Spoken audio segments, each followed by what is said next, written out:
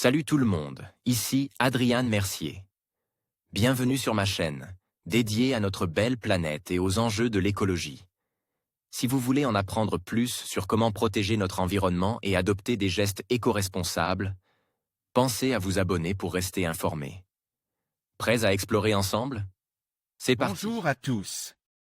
Aujourd'hui, je vous invite à plonger avec moi dans un événement historique fascinant, un tsunami qui a déferlé sur Genève en 163 après J.C. Nous allons explorer les circonstances de ce phénomène naturel incroyable et son impact sur la ville à l'époque.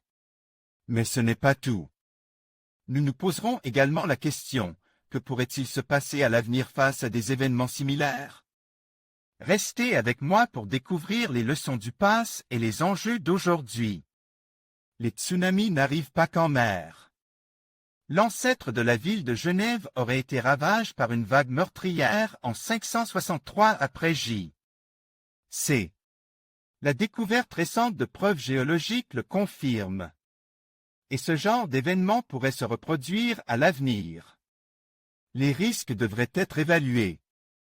L'actualité récente nous l'aurait presque fait oublier. Les tsunamis ne se forment pas uniquement en mer à la suite de puissants tremblements de terre.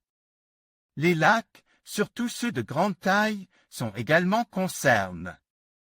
Des chutes de pierres, des glissements de terrain ou encore des effondrements de volcans peuvent y mettre en mouvement. Mouvement d'importantes quantités d'eau susceptibles de générer des vagues meurtrières. Le lac Le Mans ne fait pas exception à la règle.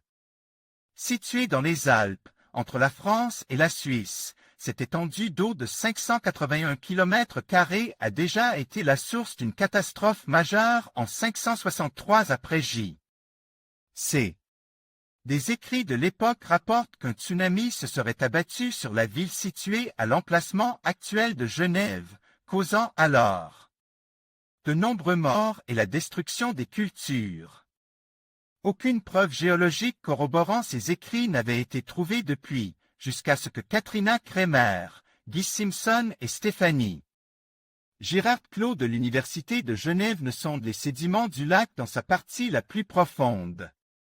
Le scénario de cette catastrophe nommée Tordunum a été retracé dans la revue Nature Geosciences, représentation schématisant la propagation du tsunami survenu dans le lac Le Mans en 563 après J.C.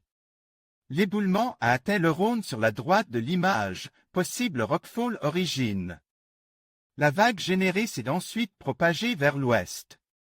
Les lignes rouges indiquent sa position par intervalle de 5 minutes. Les temps correspondant aux différents traits sont inscrits en rouge. Les valeurs dans les cercles indiquent la hauteur de la vague lorsqu'elle est arrivée sur les villes bordant le lac. Katrina Kremer, Guy Simpson et Stéphanie Girard Clos 2012, Nature Geosciences des profils sédimentaires à haute résolution. Près de 100 km de profils sédimentaires à haute résolution ont été réalisés par cette équipe. Les couches géologiques présentes sous le fond du lac ont été révélées grâce à des ondes sismiques, 3,5 Hz.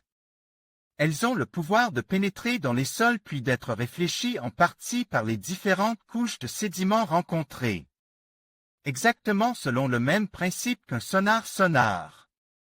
Plus de 300 mètres sous la surface du lac, les ondes ont révélé la présence d'une couche de sédiments agencée de manière chaotique. Elle s'est donc probablement déposée à la suite d'un seul et unique événement majeur. De forme lenticulaire, cette masse s'étend sur 50 km², 10 km de long et 5 km de large, et 5 mètres d'épaisseur. Soit un volume de 0,25 km².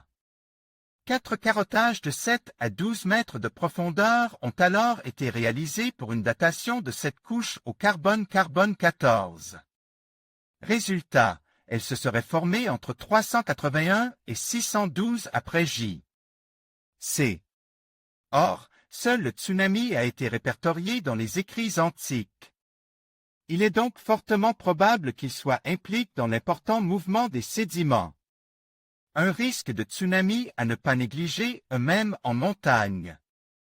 Que s'est-il donc passé au lac Le Mans voici 1449 ans? Selon la forme de la couche de sédiments, l'origine du drame se situerait au niveau du delta du Rhône, à 70 km de Genève. Un rocher se serait détaché du flanc de la montagne et serait tombé dans l'eau, provoquant alors une rupture du delta, la mise en suspension des sédiments et la formation du tsunami. D'après un modèle généré par les chercheurs, une vague de 13 mètres de haut se serait alors abattue sur Lausanne 15 minutes plus tard. Genève aurait quant à elle été touchée 70 minutes après le début de la catastrophe, la vague faisant 8 mètres de haut, soit plus que la hauteur des murs de la ville de l'époque. D'autres événements similaires pourraient, selon les données récoltées mais qu'il reste à valider, être survenus au cours des 10 ans 000 dernière année. On peut dès lors imaginer que cela pourrait se reproduire à l'avenir. 1 million de personnes vivraient actuellement sur les rives du lac Le Mans, dont 200 000 rien qu'à Genève. La survenue d'un tsunami causerait donc d'importantes pertes humaines. Des études devraient être menées pour quantifier au mieux le risque et peut-être définir des mesures de protection à prendre. Des évaluations de la stabilité des pentes avoisinantes seraient également, selon les auteurs, les bienvenues. En conclusion, l'événement cataclysmique d'un tsunami ayant frappé Genève en 563 après J. C. nous rappelle la puissance de la nature et l'importance de la préparation face aux catastrophes. Alors que nous nous tournons vers l'avenir, il est crucial de tirer des leçons de notre passé pour mieux anticiper et gérer les risques. L'aide aux phénomènes naturels. En investissant dans la recherche, l'éducation et les infrastructures, nous pouvons espérer protéger nos communautés et minimiser les impacts d'éventuels désastres. Restons vigilants et unis face aux défis que nous réserve la nature.